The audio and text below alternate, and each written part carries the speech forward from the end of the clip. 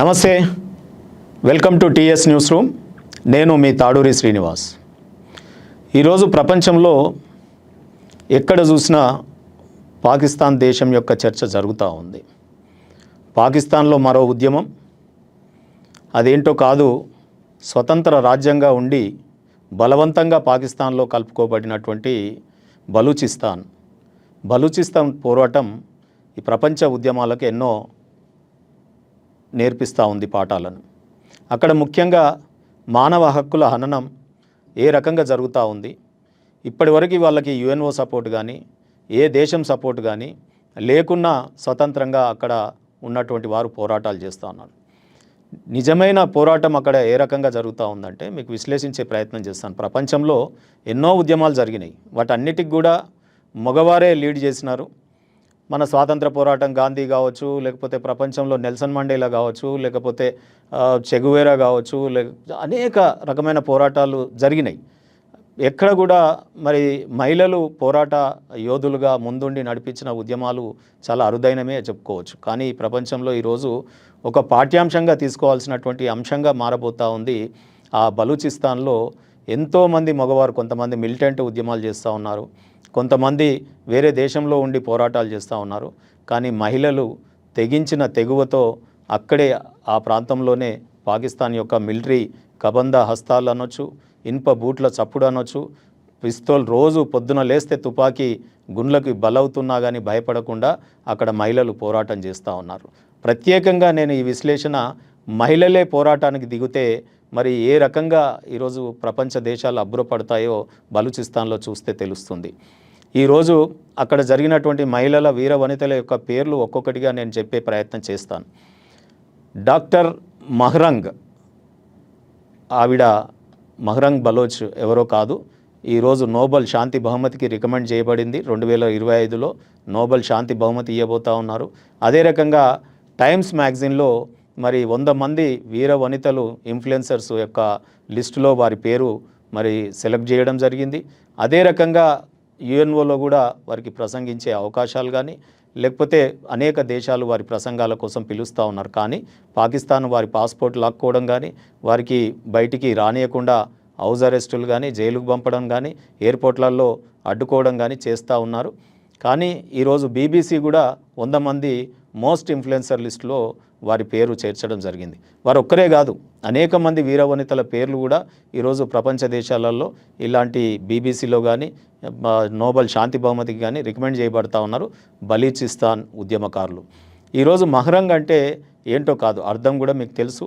అది అరబికా మరి పర్షియనా దాంట్లో ఉంటుంది వారి పేరు. చంద్రుడి లాంటి మరి ఫేస్, చంద్రుడి లాంటి ఫేస్ అంటే చీకటిని చీలుస్తూ వెలుగు వైపు దారి చూయించేటటువంటి చంద్రుడు. ఆ రకంగానే ఈరోజు బలూచిస్తాన్లో ఉన్న చీకటిని చీలుస్తూ వెలుగు వైపు ప్రజల్ని నడిపించే రకమైనటువంటి ఒక పోరాటాన్ని ఎంచుకుంది డాక్టర్ మహరంగ్ మరి బలూచ్ గారు. వారు ఈ ఉద్యమంలోకి రావడానికి ముఖ్య కారణం ఏంటంటే వారి యొక్క ఏదైతే తండ్రి ఆ బలూచిస్తాన్ ఉద్యమంలో వాళ్ళు ఉన్నప్పుడు వారిని ఈరోజు అక్కడ మెడికల్ కాలేజీలో ఒక స్టూడెంట్గా ఈమె ఎంబీబీఎస్ అదే రకంగా సర్జన్ యొక్క చదువులు చదువుతున్నప్పుడే ఈ హ్యూమన్ రైట్స్ మీద అనేక పోరాటాలు జరుగుతూ ఉన్నాయి. దాంట్లో స్వయాన వీరి యొక్క తండ్రి 2009లో డాక్టర్ అబ్దుల్ గఫార్ కూడా చాలా పెద్ద బలూచిస్తాన్ పోరాట యోధుడు. వారిని కిడ్నాప్ చేయడమే కాకుండా 2 ఏళ్ల తర్వాత ఈమె పోరాటం తర్వాత మరి ఒక బలూచ్ యగ్జేహ్తి అనే ఒక కమిటీ బీవైసీ, మీకు తెలిసి పోరాటంలో ముందుండి పోరాడుతూ ఉంది. ఈ బీవైసీ పోరాటంలో మరి భాగంగా ఈవిడ మరి తండ్రి యొక్క ఎక్కడైతే పాకిస్తాన్ మిలిటరీ తీసుకెళ్లి దాచిపెట్టిందో దాని మీద పోరాటం చేస్తే ఒక 2 ఏళ్ల తర్వాత శవాన్ని చూపించినారు. అప్పుడు శవాళ్ళు చూడడానికి మార్చురీకి వెళ్తే అక్కడ ఉన్నటువంటి శవాలు బలూచిస్తాన్ పోరాట యోధుల్ని అక్కడ పాకిస్తాన్ మిలిటరీ తీసుకెళ్ళిపోయి కళ్ళు బీకేయడం కానీ, లేదా పళ్ళని పీకేయడం కానీ, లేకపోతే చిత్రహింసలు గురి చేసి చేతులు కాళ్ళు కాల్వడం కానీ, ఏళ్ళు విరిచేయడం కానీ, ఇటువంటి శవాలను చూసి ఆమె చాలా మరి చెలించిపోయింది. ఆ చెలించిపోయినప్పుడు ఆమె మానసికంగా మరి కృషించిపోయినా కానీ మళ్ళీ వెంటనే తేరుకొని ఒక దృఢమైనటువంటి ధైర్యమైనటువంటి ఒక సాహసంతో కూడిన ఈ ఉద్యమంలో తన తండ్రికే ఇట్లా జరిగింది, బలూచిస్తాన్ ఏ తండ్రికి ఈ రకంగా జరగకూడదని ఆమె బీవైసీ ద్వారా పోరాటంలో మునిగిపోయింది. ఈరోజు అబ్దుల్ గఫార్ లాంగో మరణమే కాదు, ఈరోజు వారి యొక్క స్వయాన యంగర్ బ్రదర్ వారి యొక్క తమ్ముడిని కూడా తీసుకెళ్ళిపోయి నానా హింసలకు గురి చేసినారు. ఇది సర్వసామాన్యం. అక్కడ యూత్ ఎవరైనా స్వాతంత్రం కోసం అడిగితే చాలు మిలిటరీ వచ్చి కిడ్నాప్ చేసుకెళ్ళడం, ఎక్కడి తీసుకెళ్తారో చెప్పరు. ఆ తర్వాత కోర్టులలో పిటిషన్లు వేస్తూ ఆ బొమ్మలు ఫోటోలు పట్టుకొని తల్లి తిరుగుతుంది, తమ్ముళ్ళు పోయిరని అక్కలు తిరుగుతారు, భర్త పోయిండని భార్యలు తిరుగుతారు. అక్కడ ఉన్నటువంటి ప్రతి మహిళది కూడా పోరాటం ఏంటంటే చేతిలో ఒక ఫోటో పట్టుకొని వీధుల మీద తిరుగుతూ పోరాటం చేస్తూ కోర్టు మెట్లు ఎక్కుతూ ఉంటారు, పోలీస్ స్టేషన్లో తిరుగుతూ ఉంటారు, ధర్నాలలో టెంట్లు వేసుకొని ఆ ఫోటోలు పట్టుకొని కూర్చొని మరి పోరాటం చేస్తూ ఉంటారు. ఎక్కడ తీసుకెళ్తారో తెలియదు, ఏం చేస్తారో తెలియదు, ఆ శవాలను ఒప్పచెప్పరు. ఒకవేళ కోర్టు ద్వారా ఆర్డర్ తెచ్చుకొని చూడడానికి పోతే ఆ శవం గుర్తుపట్టే విధంగా కూడా ఉండదు. ఇది బలూచిస్తాన్లో ఇప్పుడు జరుగుతున్న మానవ హక్కులని ఉల్లంఘన ఈ రకంగా జరుగుతూ ఉంది.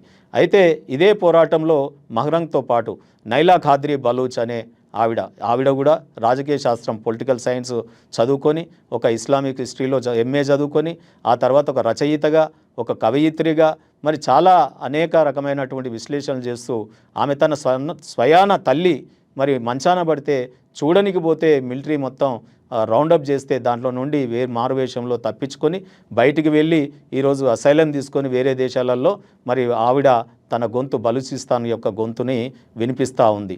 బలూచ్ పీపుల్స్ కాంగ్రెస్ అని కెనడా వేదికగా కూడా మాట్లాడుతూ ఉన్నారు. ఈరోజు అన్ని దేశాలు తిరుగుతూ ఆవిడ ఇంటర్వ్యూలు కూడా ఇస్తూ ఉంది.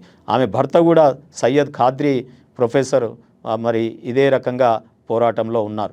ఈ రకంగా ప్రతి వీరవనిత యొక్క మంచి చదువుకున్న చూడండి బలూచిస్తాన్లో ఆమె డాక్టరు, ఈమె ప్రొఫెసరు, ఐక్యరాజ్య సమితి వేదికలపైన బలూచు హక్కుల కోసం మరి ప్రచారం చేస్తూ ఉంటారు.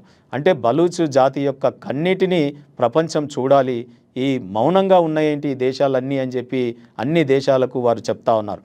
ఇదంతా కూడా వీరికి ధైర్యం, మానసికంగా ఈ ఉద్యమం ఒక మలుపు తిప్పింది. అంటే ఎర్రకోట మీద మన ప్రధానమంత్రి మోడీ గారు స్వయంగా బలూచిస్తాన్లో జరుగుతున్న మానవ హక్కుల యొక్క హననాన్ని వారు పేర్కొన్నప్పుడు ఈరోజు ప్రపంచ దేశాలన్నీ కూడా అటువైపు దృష్టి సారించడం, ఒక మానసికంగా ఒక మనోధైర్యాన్ని కల్పించే విధంగా వారి వ్యాఖ్యలు ఉండడం, ఆ రకంగా మరి మోడీ గారు మాట్లాడిన తర్వాత ఈ ఉద్యమం మరో మలుపు తీసుకుందని చెప్పొచ్చు. దీంట్లో భాగంగానే సమ్మీ దిన్ బలూచ్ అనే ఆవిడ ఇంకొక ఫెమిలియర్ మరి ఉద్యమకారురాలు, విద్య ఎంఏ పొలిటికల్ సైన్స్, ఆమె కరాచీ విశ్వవిద్యాలయంలో చదువుకుంది, human rights activist, voice for Baloch missing అంటే ఎవరైతే తప్పిపోయినారో వాళ్ళ తరపున వారు వాయిస్ వినిపిస్తూ మరి అనేక మీటింగ్స్ సమావేశాలలో మాట్లాడుతూ ఉంది.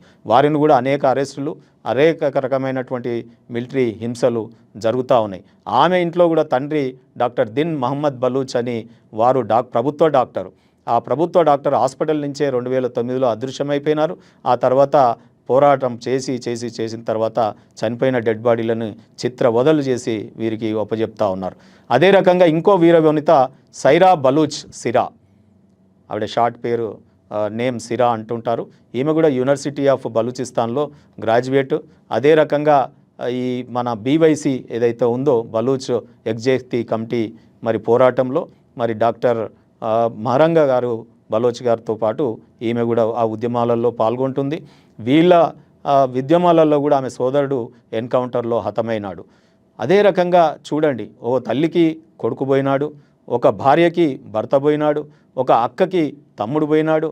మరి మహిళలందరూ కూడా ఈరోజు బయట రోడ్ల మీద ధర్నాలు చేస్తూ ఫోటోలు పట్టుకొని తిరుగుతూ ఉన్నారు.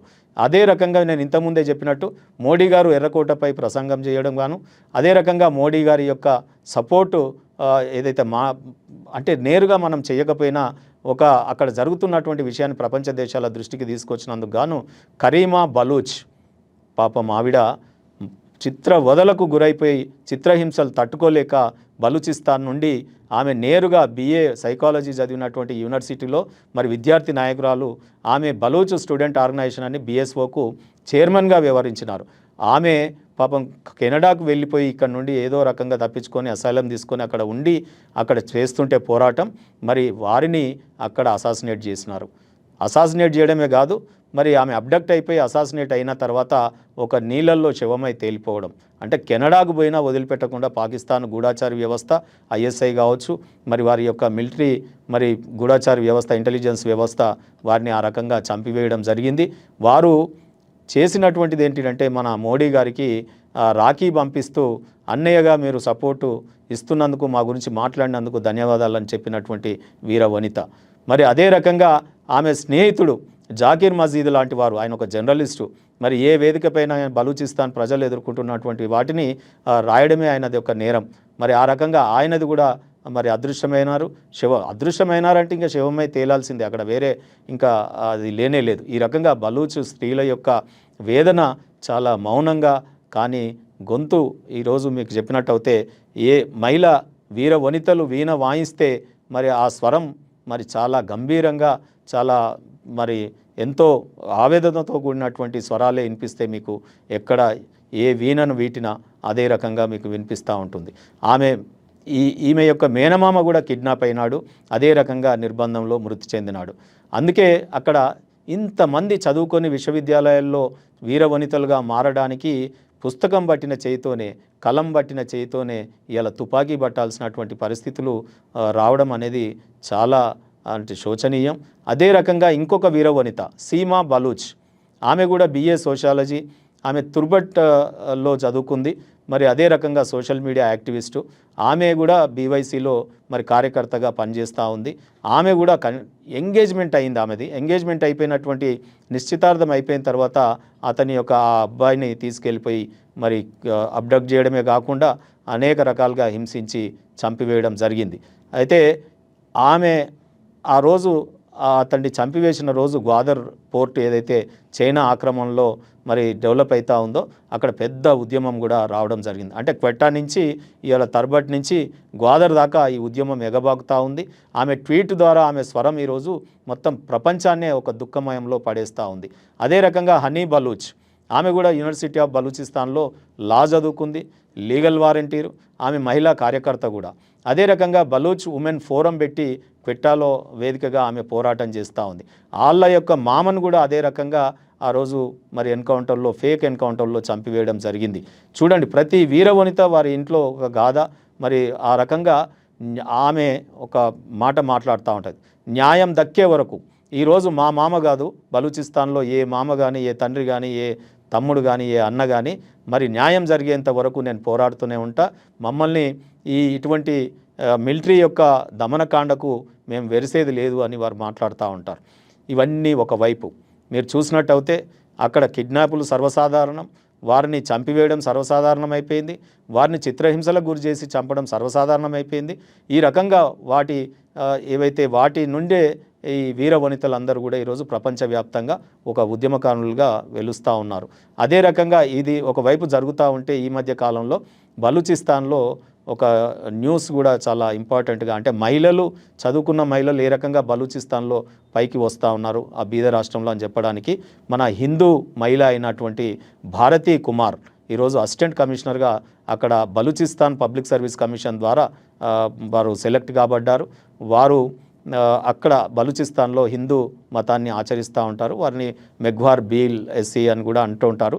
ఆమె లజ్బెలా జిల్లా బలూచిస్తాన్లో మాస్టర్ ఇన్ పబ్లిక్ అడ్మినిస్ట్రేషన్లో బలూచిస్తాన్ యూనివర్సిటీ నుంచి డిగ్రీ తీసుకుంది. మరి ఈ రకంగా మహిళలు అంటే చదువులో కానీ అక్కడ మరి విజయాలను, అదే రకంగా రేపు బలూచిస్తాన్ విజయంలో ఈ రకంగా ముందుకు నడుస్తూ ఉన్నారు. అంటే మహిళలు చాలా జ్ఞానాన్ని సంపాదించుకొని వివేకవంతమైన ఉద్యమాన్ని అక్కడ బలూచిస్తాన్లో మరి నడిపిస్తూ ఉన్నారు. రక్తం తడిసిన నేల బలూచిస్తాన్, కానీ బలూచిస్తాన్ గర్భంలో బంగారం నిల్వలు, కాపర్ నిల్వలు, సహజ వాయు నిల్వలు ఇవాళ పాకిస్తాన్కు అన్నం పెడుతుంది అంటే అది బలూచిస్తాన్ మాత్రమే. మరి ఆ రకంగా బలూచిస్తాన్ యొక్క గ్వాదర్ ఎయిర్పోర్ట్ ద్వారా కూడా వారు అది గ్వాదర్ పోర్టే వాళ్ళకు దిక్కు మొక్కు. మరి అటువంటి పాకిస్తాను అటువంటి నేల మీద రక్తం పారిస్తూ ఉంది, ఆ రకంగా బలూచిస్తాన్ ప్రజలను వేధిస్తూ ఉంది ఈరోజు. అందుకే తుర్బత్ పట్టణానికి చెందిన యువ సామాజిక కార్యకర్త హూర్ బలూచ్ తన ఇంటిని ఒక పార్లమెంట్, అంటే వారు స్వతంత్రం ప్రకటించుకున్నారు, ఆమె ఇంటినే ఒక పార్లమెంటుగా మార్చేసి మరి ఒక మ్యూట్ పాయింట్ లాగా, మ్యూట్ కోర్ట్ లాగా మ్యూట్ పార్లమెంటును నిర్వహిస్తే ఆమె ఇల్లు మీద దాడి చేసి విలువైన వస్తువులన్నీ తీసుకొని పోయి మరి ఆమెను కూడా చిత్రహింసలకు గురి చేస్తూ ఉన్నారు. అంటే ఒక్కటి కాదు, రెండు కాదు, ఇవాళ బలూచ్ ప్రజలు ఇవాళ గల్లంతు అవ్వడం, మరి కేసులో కోర్టుల చుట్టూ తిరగడం, పోలీస్ స్టేషన్లో తిరగడం, పాకిస్తాన్ ఆర్మీకి అందుకే వ్యతిరేకంగా పోరాడుతూ ఉన్నారు. అందుకే హూర్ బలూచ్ ఇంట్లో కూడా ఈరోజు ఒక చరిత్ర తిరగబడింది, తిరగరాయబడింది అనేది అక్కడి ప్రజలు మాట్లాడుకుంటా ఉన్నారు.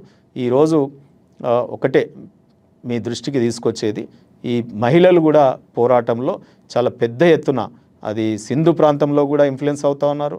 ఇవాళ అనేక ప్రాంతాలలో కూడా ఈ ఉద్యమాలను చూసుకొని మిగతా రాష్ట్రాలలో కూడా ఉద్యమం అవుతుంది. త్వరలోనే ఈ పాకిస్తాన్ ఇటువంటి మరి ఆర్మీ ఏదైతే చేస్తున్నటువంటి దాడులను ఇట్లనే కొనసాగిస్తే కనుక పాకిస్తాన్ ప్రపంచ పటంలో మాయమవుతుంది, ముక్కలుగా చీలికలుగా అవడం ఖాయమవుతుంది. తను సృష్టించినటువంటి టెర్రరిజానికి తానే అంతమైపోతుంది. ఈరోజు అటువంటి స్వేచ్ఛ యొక్క స్వరాన్ని గొంతు నిమిలేస్తే రేపు రాబోయే కాలంలో అవే గొంతులు మరి నిశ్శబ్దాన్ని చీల్చుకొని రేపు పెలుస్తాన్ ప్రజల పాలిట మరి వెలుగును నింపే విధంగా ఈ ఉద్యమం కాబోతుంది అని చెప్పి భారతదేశం మీద వీరు మరీ ఇంట్రెస్టింగ్గా ఆశలు పెంచుకుంటా ఉన్నారు. విదేశాలకు వెళ్ళడానికి ఏంటంటే పాకిస్తాన్ వాళ్ళకి వీసా ఇవ్వరు, ఎక్కడ పోయినా చెక్కింగ్లు ఉంటాయి. అందుకనే మాకు బలూచి అనే పేరుతో మాకు పాస్పోర్ట్లు వీసాలు కావాలని వారు డిమాండ్ చేస్తూ ఉన్నారు. ఆ రకంగా అనేక రకమంది ఇవాళ అక్కడ ఇంకో విచిత్ర పరిస్థితి ఏంటంటే, ఎవరైనా ఒక లీడర్ ముందుకెళ్తుంటే వారి కుటుంబం రాదు, కానీ ఇక్కడ ప్రజలు వారి ఏ కుటుంబము ఎవరైతే ఉద్యమం చేస్తారో ఇంటిల్లాది వచ్చి రోడ్ల మీద మరి ఈ రకమైనటువంటి ఉద్యమాన్ని చేస్తూ ఉన్నారు. లక్షలాది మంది కదులుతూ ఉన్నారు. తొందరలోనే బలూచిస్తాన్ ఒక స్వతంత్ర దేశంగా మరి వెలుస్తుంది. దానికి తప్పకుండా ఇవాళ భారతదేశం యొక్క మద్దతు కూడా ఉండాలి. ఈరోజు టీఎస్ న్యూస్ రూమ్ ద్వారా ఇటువంటి బలూచిస్తాను ప్రజలు పేద కావచ్చు, కానీ నేల రిచెస్ట్ నేల బలూచిస్తాన్, చాలా అరుదైన నేల, ప్రపంచానికి బంగారాన్ని అందించేంత సత్తువ కలిగినటువంటి నేల, సహజ వాయువులని ఇవాళ పాకిస్తాన్ మొత్తానికి అందియగలుగుతున్నటువంటి నేల, ఇవాళ అతిపెద్ద పోర్టు డీప్ సీ పోర్టు ఉన్నటువంటి గాదర్ ఎయిర్పోర్ట్ ఏదైతే ఉందో కలిగిన నేల, అక్కడ దేశం అక్కడ ఏర్పడితే కనుక సర్వసత్తాక దేశంగా మనుగడ సాగించడానికి అన్ని రకాల హంగులు బలూచిస్తాన్కు ఉంది. వైశాల్యంలో కూడా, విస్తీర్ణంలో కూడా పాకిస్తాన్లో 44% భూభాగం కలిగినటువంటి బలూచిస్తాను స్టేట్. అక్కడ చదువుకున్న యువత చాలామంది ఉన్నారు. ఈ మహిళలే రేపు ప్రైమ్ మినిస్టర్ అవుతారు అనేది కూడా చర్చలు జరుగుతూ ఉన్నాయి. మేబీ డాక్టర్ మహరంగ్ బలూచ్ కూడా రేపు డిఫాక్టో ప్రైమ్ మినిస్టర్గా వారు అనుకుంటా ఉన్నారు. సో రాబోయే కాలంలో మరి బలూచిస్తాన్ని ఒక దేశంగా చూద్దాం. హిందూయిజం బ్రతుకుందంటేనే ఇవన్నీ కనెక్టివిటీ చూడండి. ఆ రోజు అష్టాదశ శక్తి పీఠాలలో మనకు ఇంగ్లాజ్ మాత అక్కడ ఉంది, సతీదేవి గారు స్వయంగా అక్కడ యజ్ఞకొండల్లో ఇది జరిగినటువంటి సంఘటన దక్ష ప్రజాపతితో. సో ఎందుకంటే మేము బిలాంగ్స్ టు ప్రజాపతి, సో అందుకని కొంత నిజంగా కూడా ఒరిజిన్ అంటే సతీదేవి యొక్క అక్కడ లాస్ట్ జరిగినటువంటి ఇది ఎంతో పవిత్రమైన స్థలం. మరి ఆ గుడికి వెళ్ళి రావాలంటే కొంత ఇబ్బందికరమైన అంశాలు హిందువులకు ఉన్నాయి. సో ఇప్పుడు బలూచిస్తాన్ సెపరేట్ దేశం అయిపోయిన తర్వాత మనకు అంత ప్రాబ్లం ఉండదు. Any time we can go and అమ్మవారి దర్శనం నిజంగా కూడా అమ్మవారు కోరుకుంటున్నారేమో మరి బలూచిస్తాన్ సెపరేట్ అయిపోయి ఇండియాకు ఫేవరబుల్ కంట్రీగా మారితే కనుక ఆధ్యాత్మికంగా కూడా మనకు కనెక్టివిటీ ఏర్పడుతుంది. అది ముఖ్యంగా చైనా యొక్క కుట్రలు మన వైపు రాకుండా ఉండడానికి ఉపయోగపడుతుంది. బలూచిస్తాన్ సెపరేట్ అవుతే ఆ సీపేక్ అనే ప్రాజెక్ట్ ఒకటి ఇదైపోతుంది. రెండోది గ్వాదర్ పోర్టుని వాళ్ళు డెవలప్ చేస్తూ ఉన్నారు చైనీస్. సో ఆ గ్వాదర్ పోర్టు ద్వారా మనకు నేవీలో ఇప్పుడు వాళ్ళకి స్థానం లేదు. చైనాకి మన బార్డర్లో ఎక్కడ సముద్రం యొక్క వారికి లేదు. సో ఇప్పుడు పాకిస్తాన్ కుటిల నీతితో ఈ గ్వాదర్ పోర్టుని వాళ్ళకు దారాదత్తం చేయడం వల్ల మనకు అరేబియా సీ, హిందూ మహాసముద్రం ద్వారా చైనాకు యాక్సెస్ దొరుకుతుంది. సో అది మనకు చాలా థ్రెట్. జై హింద్, జై బలూచిస్తాన్, జై భారత్.